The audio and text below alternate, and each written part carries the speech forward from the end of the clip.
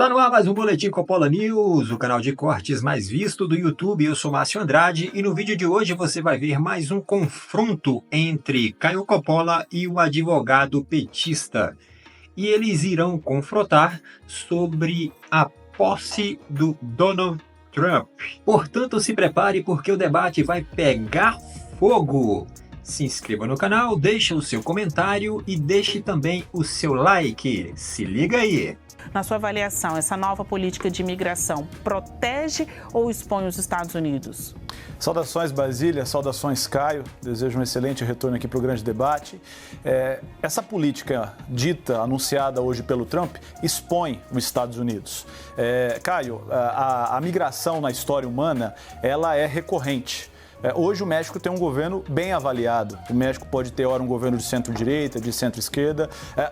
A história evoluiu para a gente saber como lidar com as consequências daqueles que entram num determinado país. Teve um governo, há não muito tempo atrás, que foi eleito por uma maioria e que resolveu criar campos de concentração para lidar com imigrantes. E ouvindo hoje o discurso do Trump, é estarrecedor, porque ele não diz nada que vai construir. Ele diz o que ele vai destruir.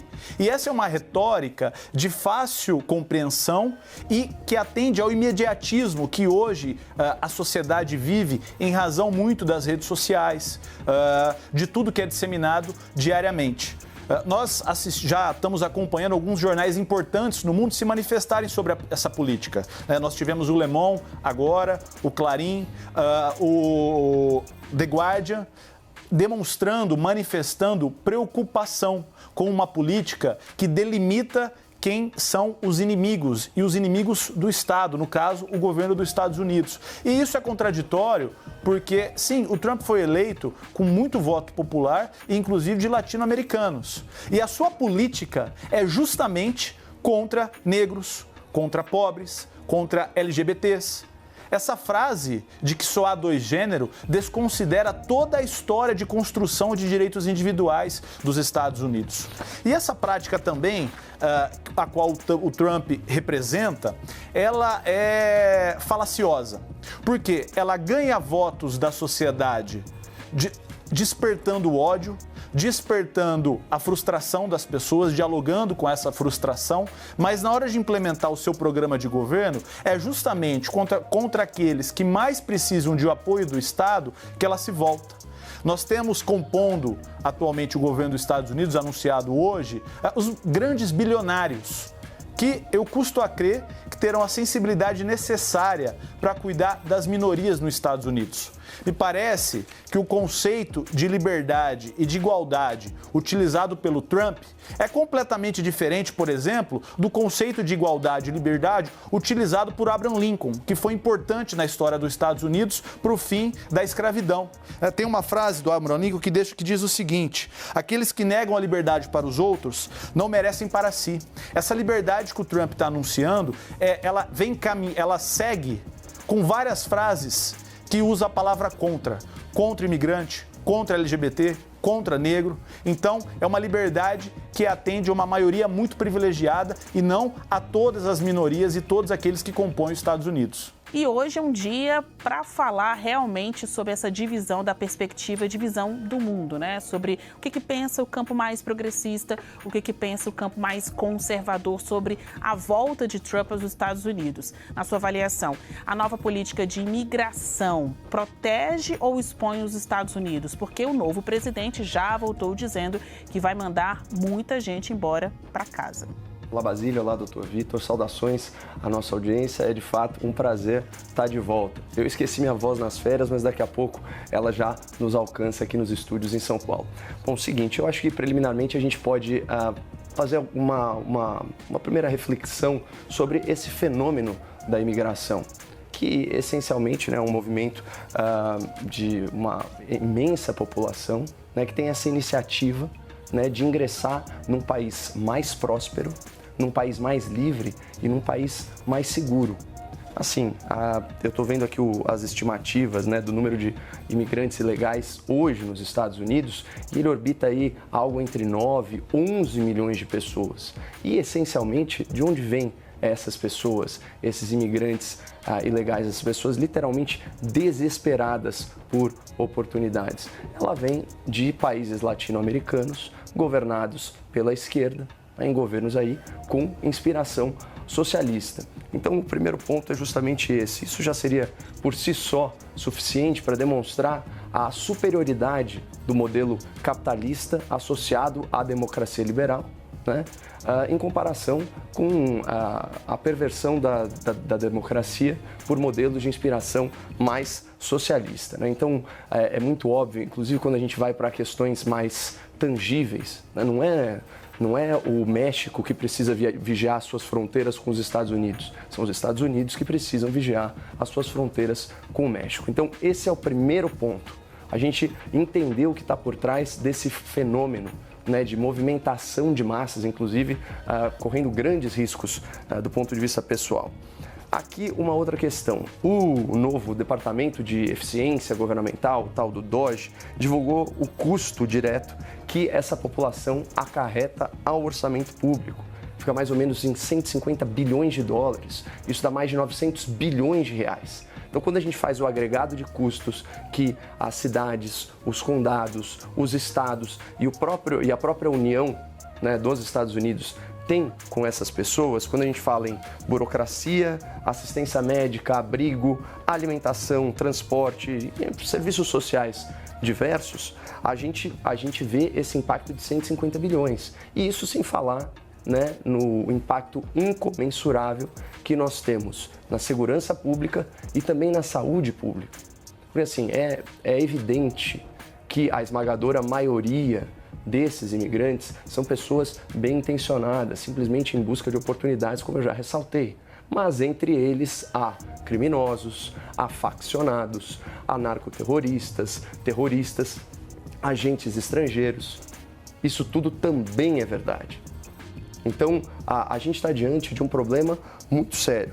E aí, finalmente, né, aliás, eu tenho até um exemplo que eu acho que vale a pena citar para as pessoas terem noção do tamanho do problema. Quando você pega a cidade santuário, geralmente administradas aí pelo Partido Democrata, mais ligada à corrente progressista e tal, você pega uma cidade, por exemplo, como Nova York, que desde 2022 recebeu 220 mil imigrantes ilegais. E só nessa rubrica já gastou mais de 5 bilhões de dólares.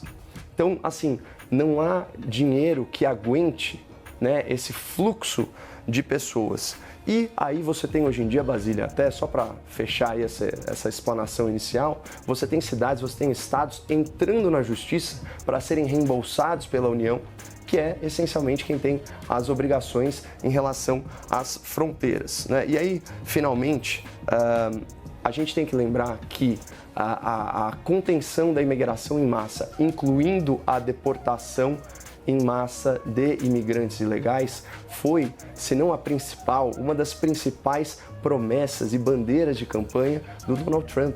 Portanto, essas medidas, elas têm, acima de tudo, Basília, legitimidade democrática. Essa é a vontade da maioria manifesta nas urnas americanas no ano passado. E finalmente tivemos aí o momento tão esperado, o grande dia chegou. A posse de Donald Trump como presidente dos Estados Unidos em 2025, não é isso? O discurso do Trump não foi, o discurso do Trump foi muito forte, um discurso bem marcante. Para quem acompanhou aí, vai se identificar aí com o que eu estou falando, vai poder constatar o que eu estou falando. Fez promessas ali de mudanças, né, consideradas até por alguns aí mudanças radicais, né, mas é mais um discurso de esquerda, né, mudanças radicais. Na verdade, o Trump simplesmente está querendo proteger a população do seu país, não tem nada de radical nisso, não é isso? E repercutiu intensamente aqui no cenário político brasileiro, na verdade, né? O discurso do Trump, né? O discurso e a posse, né? A vitória de Trump, então, foi comemorada por muitas e muitas lideranças conservadoras, tanto no Brasil como em outros países também. Até porque os Estados Unidos está como um farol para as outras nações, está como um norte, como um arquétipo, né? Várias nações do mundo estão de olho nos Estados Unidos porque é a maior economia do mundo hoje. Então todo mundo volta os seus olhares para os Estados Unidos. Isso não tem como ser diferente, não é isso? Essa vitória do Donald Trump é uma vitória em que é muito comemorada pelos conservadores, né? E o próprio conservadorismo vê nessa vitória de Donald Trump um retorno, o protagonismo ali dos republicanos, né? Ao poder, né? E também, em contrapartida, aí, vê ali, tem esperança de ações contra as políticas progressistas globais, né? Vide aí a agenda woke, né? Que é tão propagada pelos progressistas e tudo mais, né? Pela mídia globalista, né? Por todo o sistema progressista financiado pelos, né? Pelos os grandes, as famílias, aquelas famílias grandes lá dos Estados Unidos com muito dinheiro e que injeta dinheiro nessa agenda woke, não é isso? Então, o Trump veio assumir aí o seu mandato como presidente dos Estados Unidos e vai iniciar um novo ciclo aí, um novo ciclo político nos Estados Unidos. Ao reassumir a Casa Branca, Donald Trump ele delineou aí suas prioridades, né, com uma clareza e dividiu aí opiniões.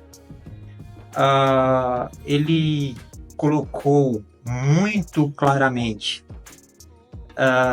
em direção a um fortalecimento, né, do nacionalismo econômico. Ele colocou também informações ou apontamentos em relação à contenção ali de influências estrangeiras, né, consideradas hostis, e o combate ao que ele descreveu como doutrinas progressistas que enfraquecem a sociedade americana. Então, para você ver que o Donald Trump ele não está para brincadeira e ele está com a faca nos dentes e também muito afim de deixar ali uma América forte, né? Os Estados Unidos e o seu povo sendo com uma proteção praticamente blindados ali, não é isso? Então o Donald Trump está com esse discurso aí e vamos ver como que isso vai repercutir no mundo, na geopolítica, né? Bom, certamente Donald Trump, com essa postura dele e com todo o delineamento que ele traçou aí para as suas políticas públicas dos Estados Unidos, do seu país e para os americanos, ele traz aí diretamente para outros países, inclusive para o Brasil. Ele traz meio que uma inflamação no debate político, né? Aqui no Brasil mesmo o bicho vai pegar porque antes das eleições já, né, todo mundo já tinha ali o seu candidato preferido, e Donald Trump aqui no Brasil ele é muito forte, principalmente pela direita, pelos conservadores, né? Então ele tem como base agora das suas políticas a defesa dos valores tradicionais, né?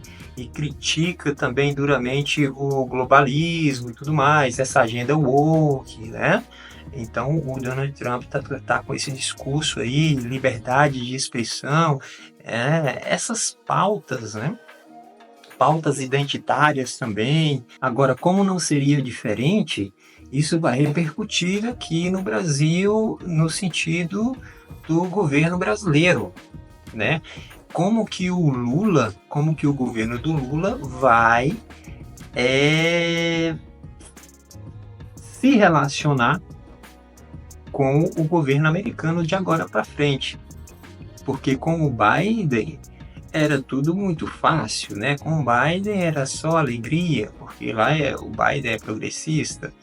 Agora quem está no poder, quem está no comando da bagaça toda é o laranjão, é o Trump. E como que vai ser? Como que vai ser a relação do governo brasileiro Luiz Inácio Lula da Silva com o Donald Trump?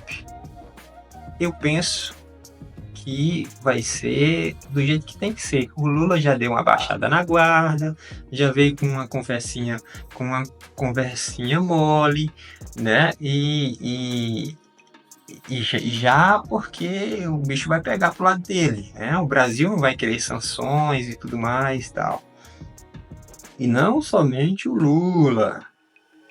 Vamos lembrar que temos aí um judiciário em que está na mira, né? Está na mira ali do governo dos Estados Unidos, né? Existem membros do judiciário brasileiro passando dos limites e que está na mira do governo americano. Como que será a relação do judiciário brasileiro e dos membros do judiciário brasileiro, né, mais especificamente STF, com o governo americano? Essa é a grande incógnita que fica e que vamos ter muito interesse em ver como que isso vai se desenvolver. Será que vai acontecer coisas interessantes? Coisas muito boas? Inclusive para a liberdade de expressão no Brasil? Esperamos que sim. Bom, é isso. Trump assumiu, Lula preocupado e seguimos em frente. Se inscreva no canal, deixe o seu comentário, deixe também o seu like e até breve.